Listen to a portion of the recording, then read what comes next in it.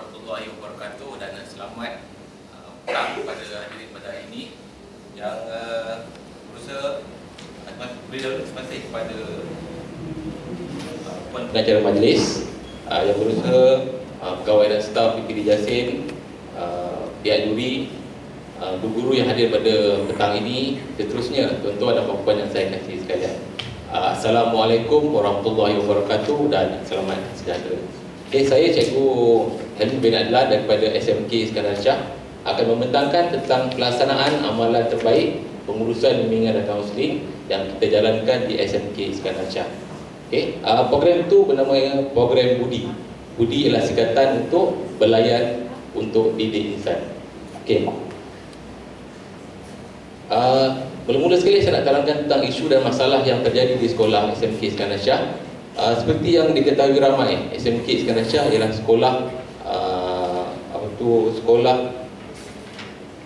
kawalan negara Jasin dan merupakan sekolah yang diangkat sebagai sekolah kluster kecemerlangan dalam bidang hoki dan bahasa Melayu.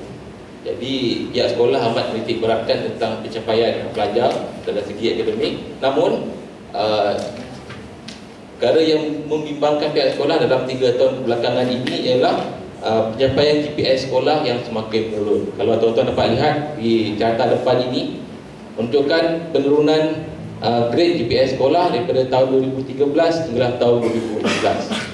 Kalau kita tengok daripada tahun 2013 bermula dengan 3.10 menjadi 3.47, 3.75 dan pada tahun 2016 menjadi 4.10. Jadi inilah isunya. Kalau tidak dibuat sesuatu dalam isu ini, kemungkinan pada tahun 2017 iaitu SPM yang lepas, GPS itu akan semakin menurun. Jadi berdasarkan pada isu ini, unit bimbingan kaunseling telah merancang satu program untuk menaikkan semula GPS sekolah. Jadi untuk menaikkan GPS sekolah ini, kita telah buat satu kajian untuk mendapatkan maklumat awal. Jadi kita telah menjalankan satu kajian. Yang pertama ialah kajian pemerhatian dan yang kedua ialah soal sidik. Pemerhatian, kami telah membuat pemerhatian terhadap pelajar. Yang pertama, ketika pelajar berada dalam kelas, ketika proses PTPC berlangsung. Jadi hasil daripada pemerhatian dijalankan menunjukkan bahawa semasa proses PTPC berlangsung, pelajar SMK Iskandar Shah menunjukkan sikap menuntut ilmu yang baik jika adanya guru. Dan pemerhatian juga kita buat semasa guru tiada dalam kelas, masa guru di lift dan masuk guru lain. Kalau cikgu tu ada bagikan latihan kepada pelajar, baguslah. Tapi ada cikgu yang tak sempat berikan latihan kepada pelajar. Jadi kita perhatikan juga pada ketika itu pelajar masih lagi menunjukkan sikap yang baik. Jadi kita dapat simpulkan bahawa pelajar di SMK Iskandar Shah adalah kumpulan pelajar yang baik, boleh dibentuk dan ciptakan ilmu. Jadi untuk menaikkan GPS sekolah ini juga kita bangunkan satu borang soal sidik yang merangkumi 5 bahagian. Saya ada nyatakan dalam folio yang saya edarkan pada pihak juri. Yang mana dalam borang soal sidik ini kita bagikan pada 5 bahagian. Yang pertama tentang latar belakang responden, maklum balas terhadap pelajaran, maklum balas terhadap pengajaran dan pembelajaran, maklum balas terhadap guru dan maklum balas terhadap persekitaran. Jadi borang soal sidik ini kita dah edarkan kepada setiap pelajar. Jadi kita ambil jawapan daripada setiap borang soal sidik. Jadi untuk bahagian D, untuk bahagian D, kita nak tekankan untuk bahagian D. Kalau dia pun dapat tengok di bahagian D, kita ada satu maklum balas terhadap guru, di mana antara soalan-soalan yang ditanyakan ialah ada 9 soalan ditanyakan. Yang pertama, guru masuk kelas pada waktunya, guru melayan pelajar dengan baik, guru tegas dalam mendidik pelajar, guru mempunyai pengetahuan yang luas terhadap isi pelajaran, saya sayang guru saya. Yang keenam, saya percaya apa yang guru cakap, pengajaran guru dipahami, guru menggalakkan persaingan dalam kalangan pelajar, dan guru menghargai pendapat dan pandangan pelajar. Jadi untuk ke-9 soalan yang kita kemukakan kepada pelajar ini, pelajar memberikan jawapan yang sangat tinggi kepada guru. Jadi kita dapat sebutkan bahawa pelajar-pelajar SMK Iskandar Shah ini sangat menghormati guru. Guru-guru di SMK Iskandar Shah adalah kumpulan guru yang sangat dedikasi dalam menjalankan tugas. Dan inilah yang sebenarnya yang menjadi titik tolak ataupun kenapa SMK Iskandar Shah menjadi sekolah cemerlang selama ini? Faktor guru sebenarnya. Jadi kita dapat semulakan pelajar menghormati guru dan memenuhi apa yang diajar oleh guru dengan baik. Jadi menggunakan data daripada bahagian D, kita menggunakan faktor guru untuk membangunkan satu program, iaitu program budi, pelayan untuk didik instan. Okey, apa itu matlamat program budi? Yang pertama, memang kita nak menggunakan guru untuk, yang pertama, kita nak meningkatkan grade purata sekolah. Yang kedua, untuk meningkatkan kualiti pelajar SMK Iskandar Shah. Okey, dalam program budi, dalam program budi, pelajar banyak menghabiskan masa di sekolah selain di rumah lah. Jadi pelajar banyak terpengaruh dengan apa yang berlaku di sekolah dalam menjalani kehidupan seharian. Guru-guru dan rakan-rakan di sekolah adalah pengaruh terbesar dalam proses mendewasakan pelajar. Okay. Kemudian seperti yang saya katakan tadi, kita menggunakan faktor guru dalam menjayakan program ini, dan ini adalah bertepatan dengan satu konsep yang memang diminta oleh Kementerian Pendidikan Malaysia, iaitu konsep guru penyayang, iaitu mana guru lebih mendekatkan diri dengan pelajar. Jadi menggunakan konsep ini, kita buatkan satu program Grammar Budi supaya apa yang terkandung dalam program itu, budi itu lebih terarah dan lebih sistematik. Okay. Ini saya tunjukkan ialah surat daripada KPM, Surat Siaran KPPM bilangan 4 tahun 2012, yang mana pelaksanaan amalan guru penyayang. Jadi berdasarkan pada soal sidik tadi, guru penyayang adalah seorang guru yang memiliki sifat kepedulian terhadap muridnya dengan cara mengamalkan nilai kasih sayang, bersikap mesra, mengambil berat, berbudi bahasa, saling menghormati, serta ceria, prihatin dan sabar.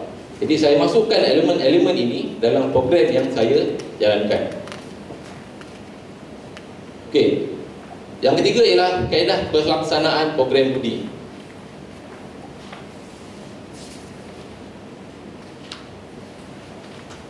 Program budi di sekolah saya melibatkan semua guru dan semua pelajar. Okay. Pelajar akan dibagikan mengikut kumpulan dengan seorang guru pembimbing. Okay. Pelajar yang terlibat dalam program budi ini adalah pelajar dari kelasnya sendiri, kerana guru kelas sangat mengenali pelajar-pelajarnya, ataupun kalau bukan dari pelajarnya pun kita akan ambil guru yang mengajar subjek di kelas berkenaan, kerana guru mengenali prestasi murid-muridnya. Yang kedua ialah waktu perjumpaan. Secara rasmi program budi dijalankan pada mengambil masa waktu perhimpunan dan dimasukkan dalam jadual sekolah, dan kita buat perjumpaan budi ini pada hari Isnin minggu terakhir setiap hari Isnin minggu terakhir pada akhir bulan. Okay. Jadi kenapa kita masukkan dalam jadual sekolah? Supaya pelajar tahu bila nak berjumpa, jadi tak payah tanya dah.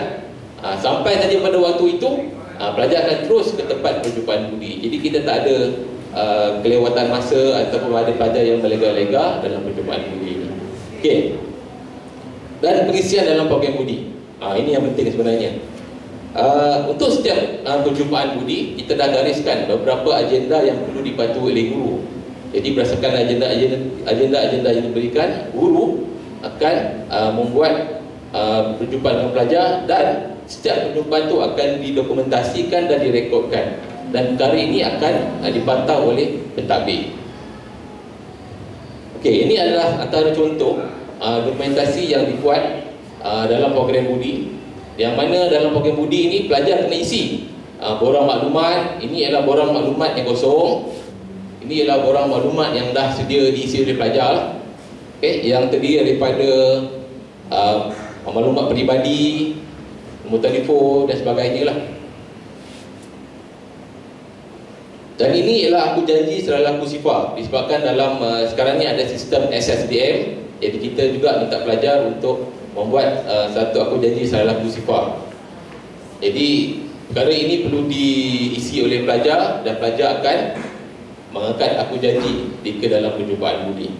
Okey. Ini ialah borang laporan yang perlu diisi oleh guru pembimbing. Okey, kalau cikgu tuan-tuan dapat lihat di hadapan ni, dia ada nama guru, ada nama peserta, kemudian ada laporan perjumpaan. Okey, laporan perjumpaan. Jadi guru-guru pembimbing akan melaporkanlah apa yang dibuat pada hari itu dan apa dapatan. Okey. Pada perjumpaan budi yang ketiga, seperti kalau pihak hakim budi dapat tengok dalam agenda pertemuan budi ni, kita ada masukkan tentang membina draft analisis jurang. Okey, disebabkan ini ialah perjumpaan yang terarah dan ada proses, jadi kita masukkan membina analisis jurang dalam perjumpaan budi. Apa yang perlu ada dalam analisis jurang? Yang pertama, pelajar tu kena tahu tentang TOB. TOB tak perlu saya terangkan lanjut. TOB ni ialah dia punya apa? TOB ialah take off value. TOB apa, keputusan dia tahun sebelumnya. Okey, jadi pelajar kena tahu untuk dia membina draft analisis jurang. Kemudian dia kena tahu dia punya sasaran, ITR, mengetahui sasaran masa hadapan pun dia kena tahu juga. Jadi macam mana nak dapatkan ITR? Pelajar tu akan berbincang dengan guru kelas, guru subjek untuk tahu ITR. Okey, kemudian mengetahui tahap semasa. Okey, mengetahui tahap semasa ni maknanya setiap kali peperiksaan atau ujian, pelajar tu akan printkan dia punya keputusan daripada SAPS. Kemudian kita akan plotkan ke semua ni dalam satu graf analisis jurang. Jadi dengan cara itu akan nampaklah nanti mana jurang yang jauh, mana jurang yang dekat. Jadi kalau jurang tu sangat jauh, maknanya dalam subjek tu pelajar kena usaha lebih lah. Okay. Kita akan dapat tahu kelemahan dan kekuatan dalam analisis jurang. Okay. Jadi sebab itulah guru pembimbing dalam program budi ni perlu pada guru kelas atau guru subjek. Okay. Ini adalah satu contoh bagaimana graf analisis jurang dibuat, di mana ada TOB, ada ETR, dan ada setiap kali ujian ada markah-markahnya. Jadi kalau cikgu dapat tengok, ada jurang yang sangat besar. Ini yang biasanya atas ni ialah yang target lah, ETR lah ni, target ni, biasanya paling tinggi lah target. Tapi bila yang rendah ni maknanya inilah yang pelajar kena catch up, usaha lebih untuk mencari dia punya mendapatkan keputusan yang baik. Dan setiap pelajar kena buat benda ni dan dimasukkan dalam laporan program budi. Jadi untuk guru juga kita ada bekalkan tentang kemahiran belajar, okey. Pada guru-guru yang pembimbing ni kita ada bekalkan kemahiran belajar dan sebagainya, supaya dalam kelas, dalam perjumpaan budi tu guru-guru akan dapat berkongsi dengan pelajar. Kalau ini rendah, apa nak dibuat? Kalau ini rendah, apa nak dibuat? Okey. Jadi itulah dia tugas guru pembimbing. Okey, dan kesemua perkara ini akan dimasukkan dalam satu file. Termasuklah laporan SSBM dan psikometrik pelajar, laporan draft analisis jurang tadi. Kemudian guru akan memberi panduan teknik belajar kepada pelajar. Sebab kalau kita tengok daripada soal sidik tadi, pelajar menerima apa yang guru katakan. Jadi bila cikgu bagi teknik belajar, pelajar akan lebih mudah faham. Dan fail budi ini akan disemak oleh pentadbir setiap kali selepas perjumpaan. Dan kesemua perkara ini akan dibincangkan bersama penjaga semasa program temu musra. Okey, fail laporan budi. Jadi setelah program ini, budi ini dijalankan pada tahun 2017, pada mulanya kita sangkakan GPA sekolah akan semakin membesar lah, 4.something, 4.3 macam tu. Tapi bila program budi ni kita buatkan lebih terarah dan lebih sistematik. Jadi kita tengok kat sini grade purata sekolah daripada 4.10 yang kita sangkakan menjadi 4.3 sudah turun sebanyak 3.9. Okey. Graf bawah ni pun dah menunjukkan ada kenaikan lah, 3.9.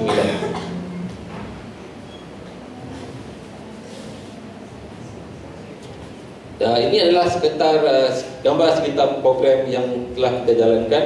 Dia bermula dengan program pelancaran oleh ketua, kemudian aku janji pelajar.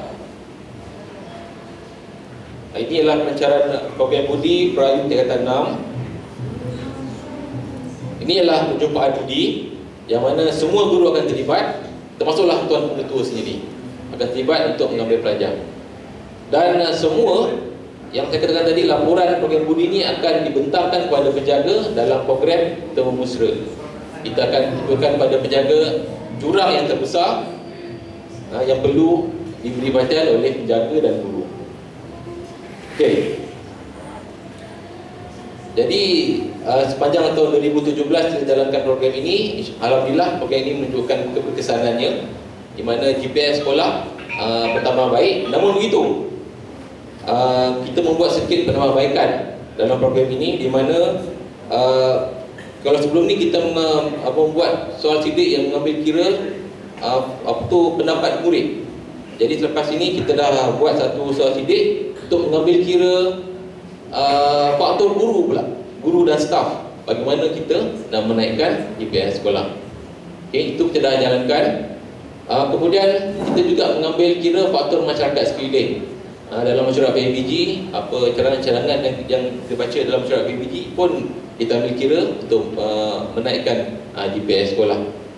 Dan yang ketiga, untuk menambah baik program ini, selain daripada faktor murid, faktor guru, staf, masyarakat sekeliling, kita juga memerlukan sumbangan daripada pelajar.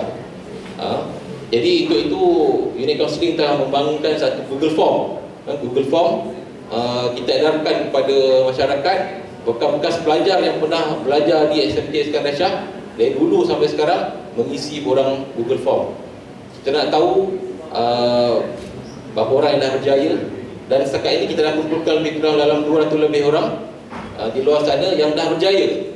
Dah berjaya, data mentahnya kita dah kumpulkan, dan kita memerlukanlah mereka untuk datang ke sekolah untuk berkongsi dengan pelajar tentang hala tuju, tentang laluan kerjaya, apa yang mereka buat, okey, untuk menaikkan GPA sekolah. Okey. Menutup dah. Okey, penutup, program yang dijalankan mendapat kerjasama yang baik daripada pentadbir dan semua guru yang terlibat. Program ini masih diteruskan pada tahun 2018 ini dengan mengambil kira penambahbaikan kepada program. Harapan saya, semoga keputusan GPS untuk tahun 2018 akan lebih baik. Itu saja daripada saya. Sekian, terima kasih.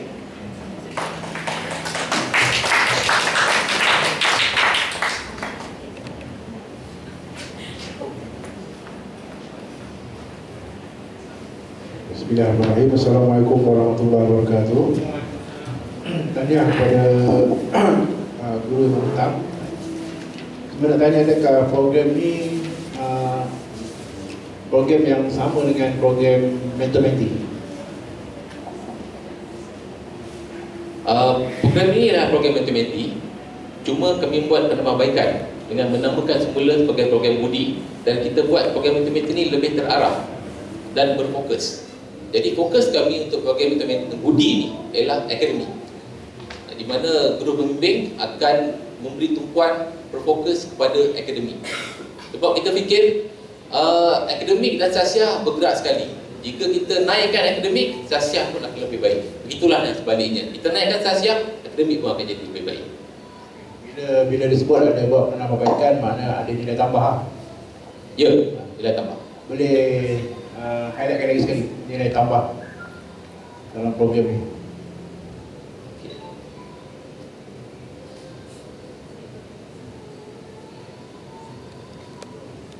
Okey, yang pertama, nilai tambah yang ada dalam program budi ini ialah borang-borang yang kita bangunkan. Kemudian kita ada buat sedikit graf analisis jurang. Inilah nilai tambah yang kita masukkan dalam program budi. Okay. Graf ni disediakan oleh murid sendiri ke ataupun ni? Graf dibina oleh pelajar dengan bimbingan guru pembimbing. Tapi bila kita dah ajar sekali pelajar buat, lepas tu dia dah tahu dah. Sebab untuk memplotkan markah tu, kita ajar sekali je. Lepas tu dia akan tahulah.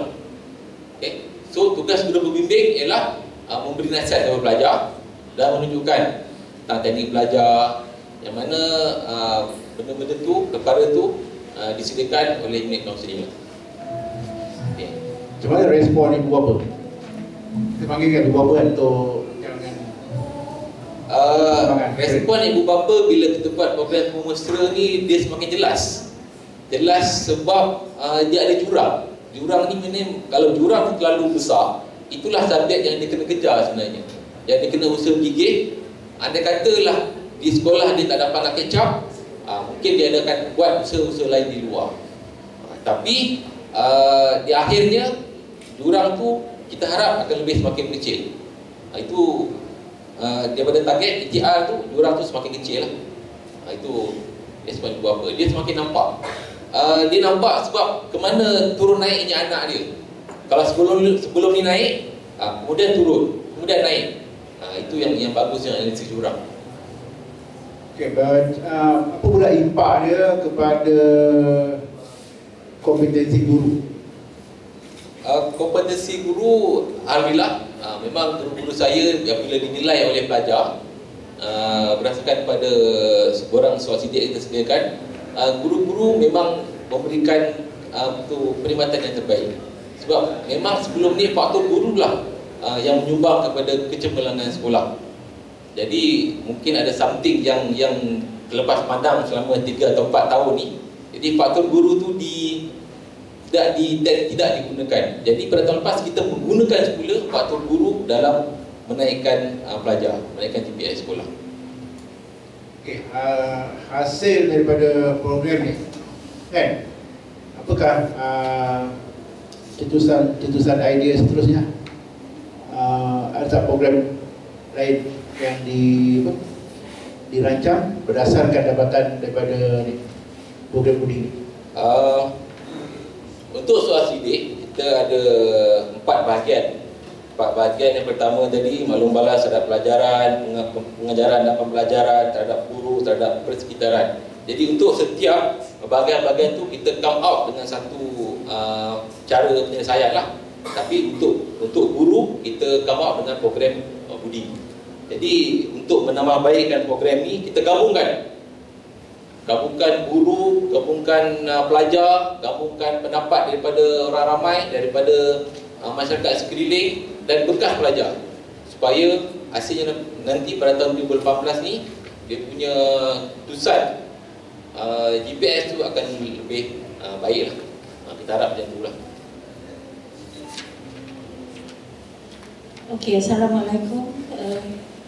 Cikgu pembentang, apa pun tadi yang saya ucapkan di atas usaha murni cikgu dan juga tim guru-guru di SIS dalam meningkatkan GPS di sekolah, cikgu. Jadi pertanyaan dari saya, apakah bentuk penungguhan yang diberi kepada pembimbing dan juga kepada pelajar, kepada mentor dan mentee yang menyumbang kepada peningkatan yang sangat ketara? Sebab saya sangat faham bahawa program ini menuntut kepada komitmen yang tinggi seorang guru dan juga orang kata penglibatan yang sangat sempurna daripada pelajar. Jadi penungguhan bagaimana yang sebenarnya yang cikgu jalankan atau cikgu berilah menunjukkan bahawa kita sebenarnya buat program ni bukan saja-saja tak ada hala tuju. Jadi mohon pencerahan daripada cikgu. Terima kasih. Jadi di sekolah saya setiap tahun bila akhir tahun kita akan buat satu program masih lagi mengkonsepkan guru penyayang, iaitu program luncheon talk. Luncheon makan tengah hari. Makan tengah hari bersama guru pembimbing dan pengetua. Okey. Jadi pada program luncheon talk ni kita akan tempatkan satu guru dan pelajar-pelajarnya pada setiap meja, dan pada program ini guru pembimbing akan makan jamuan bersama dengan pelajar-pelajar, dan ini biasanya dibuat pada hujung tahun. Okay. Jadi penghargaannya bila dapat duduk bersama dengan guru, kemudian yang serve, yang menghidangkan makanan kepada pelajar ialah guru, mencedukkan makanan, mencedukkan lauk. Jadi kita menggunakan konsep guru penyayang. Okay. Jadi bila belajar, cikgu buat pelajar macam tu, perasaan pelajar, aduh hai, cikgu cedokkan nasi, cikgu tuangkan air. Apa tu, konsep guru penyayang tu memang kita gunakan lah. Jadi pada jamuan itu juga kita akan panggil beberapa mentor-mentor, beberapa guru pembimbing yang menunjukkan peningkatan yang baik dalam kumpulannya. Macam tu. So, okey, terima kasih. Okey, soalan seterusnya. Program ni saya nampak ianya merujuk kepada keperluan semasa. Dan kalau kita lihat kepada nama program ni, Budi ini Belayan untuk Didik Insan. Dan sebenarnya kita sangat teruja dengan nama program ni. Jadi kalau tahun 2017 dan 2018 target cikgu adalah untuk meningkatkan GPS kepada yang lebih baik. Adakah maknanya mungkin tahun-tahun mendatang cikgu akan teruskan dengan program ini ataupun ianya bersifat fleksibel? Dia akan merujuk kepada masalah semasa. Masih menggunakan program Budi ini, tapi dia pergi kepada masalah semasa. Adakah ianya bersifat fleksibel seperti itu? Program Budi ni kita dah jalankan pada tahun 2017 dan memang menampakkan satu hasil yang baik. Jadi insya-Allah jika program ini mendapat keputusan yang baik, kita akan jalankan untuk tahun yang akan datang lah. Cuma kita perlu sedikit penambahbaikan. Okay? Kalau tuan-tuan berasal daripada Jasin ni, tuan-tuan akan kenal lah.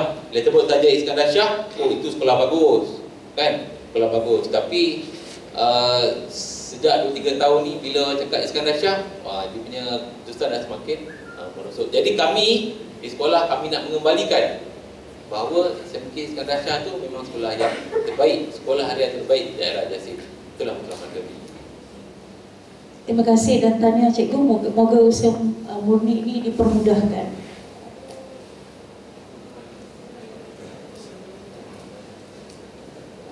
Assalamualaikum warahmatullahi wabarakatuh. Tahniah ya. Satu soalan saya kat sini cikgu mengatakan tujuan utama program ini dijalankan dalam untuk meningkatkan GPS sekolah. Jadi daripada 3 peperiksaan yang telah berlaku saya rasa pertengahan dan 1 kan. Jadi setakat ni contohnya kat sini tingkatan 5 melibatkan 25 orang. Boleh tak dipaparkan atau diberitahu tentang daripada TOP dia GPS yang sekarang yang sebelum dia 2 peperiksaan tu peningkatan atau ada tak dibuat bandingan antara bukan yang sampel 25 tu dan selain daripada sampel. Maknanya mungkin yang sampel ni dia ambil mungkin terdiri daripada murid yang tertentu lah yang dipilih oleh cikgu dalam program ni. Jadi saya nak tengok dia punya peningkatan lah, kalau boleh dipaparkan. Terima kasih. Okey. Orang soal sidik yang saya buat tu saya nak edarkan pada tahun lepas. Ini ialah data tahun lepas. Okey. Jadi dapatan soal sidik barulah kita come out dengan dia punya tindakannya, dan tindakannya ialah program Budi. Jadi data untuk tahun lepas saya tak bawa lah. Data tahun lepas saya tak bawa. Itu saja.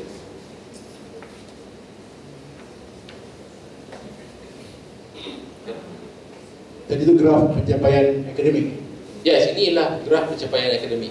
Baik, dalam pertemuan antara mentor dengan mentee tu, kan, siapa yang mengenal pasti kekuatan kelemahan daripada graf ni? Bila selepas peperiksaan, pelajar dan guru pembimbing akan membuat graf analisis jurang ni lah. Jadi akan ada jurang yang semakin yang membesar dan ada jurang yang semakin mengecil. Okey, tak, maksud saya dia buat analisis tu. Analisis kekuatan dan kelemahan. Siapa yang keluarkan kekuatan dan kelemahan? Cikgu ke atau murid? Pelajar.